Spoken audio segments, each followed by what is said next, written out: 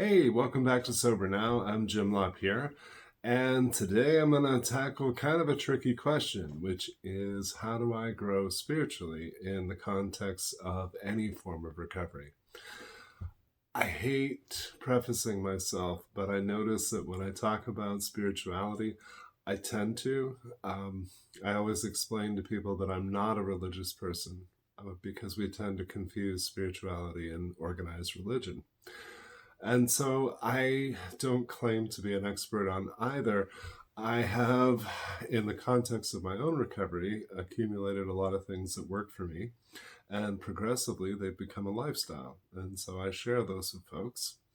I also, by day, happen to be a trauma therapist. And so for folks who are survivors of trauma, they often have a lot of questions about God. And what saddens me is that those questions usually come from a place of anger, pain, and shame. And they often come down to very simple questions, and they're usually ones that we've been asking for thousands of years, like, why do bad things happen to good people? The question that actually I've been asked the most over the years is, well, if there is a God, why would he have had me born to such horrible people? And it's really crude. But the explanation that I offer for that is crazy people have sex, and sometimes that makes a baby. And I don't think we need a white bearded guy in the sky to make all of that happen. So, in my case, I don't believe that there was a higher power who decided I should be born to such an unhealthy family. But on the other side of that coin, the amazing people that are in my life today, I do believe that my higher power put kindred spirits on my path.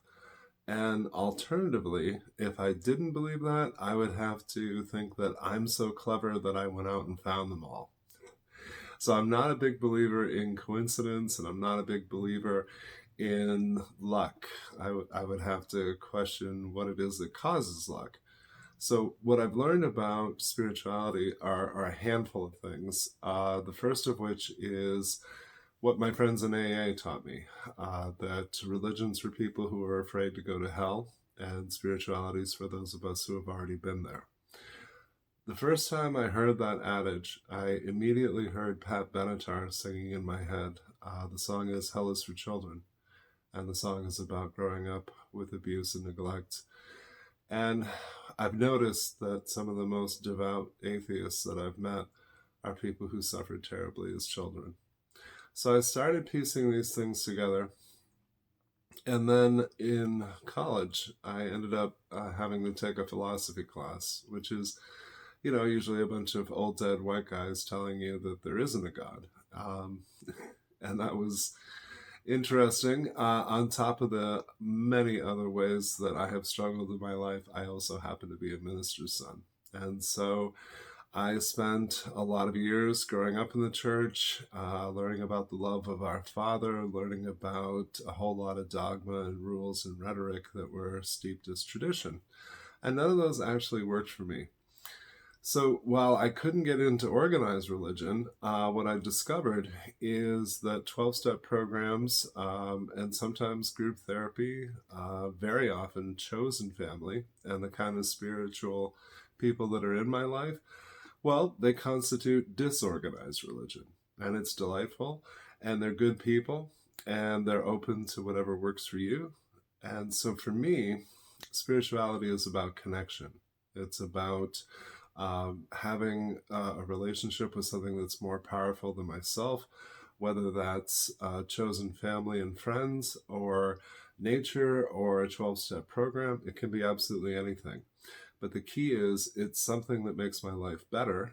It's something that helps me to have greater faith in myself. And it's something that makes me feel a lot less alone in the world. So those are simply things that have worked really well for me. I think for most of us, um, it's really hard to believe in something greater than yourself when you don't believe in yourself. I think it's really hard to have a connection because that's based in healthy relationships, which for most of us in recovery, we're still learning about those and how to have them. But I always come back to William James. He said that faith is a bet you can't lose. So I, at some point, decided there was something. The only leap of faith I ever made was I decided that whatever it was, it cared about me. And I started talking to it. And I figured in the worst case scenario, I'm just talking to myself, which is still a healthy thing to do. And little by little, my life got better because there was more peace. And the peace was really just less fighting with me.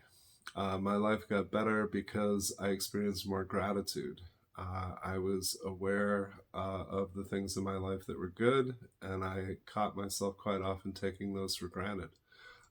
As simple as writing a gratitude list is, I believe it is a spiritual practice, and I think it makes life and recovery far greater. And I've noticed that when I am open minded, when I am receptive, I meet a lot of people, exchange a lot of ideas, and form a lot of relationships. Some are short term and just designed to do something together, but others are people that stay around and become an important part of my life. And so that connection to chosen family, that connection to people who are very much like me and struggle in similar ways, what we can do together is obviously infinitely greater than anything we can do alone. And so I advocate this to other people. I hope that you are seeking. I hope that you go into such things with an open mind. I hope that you'll be open to ideas like God as an acronym. In AA, there's an expression that God can stand for a group of drunks. And that is actually very pragmatic. The organization of AA is more powerful than the individual and therefore has greater ability to help the individual stay sober and pursue recovery. So I'm open to whatever works for you. I would love to hear about that. Please email me, jim@sobernow.com. Please give a like on the video and help spread the word so that we can expand these conversations. Please take care of yourself and have a great day.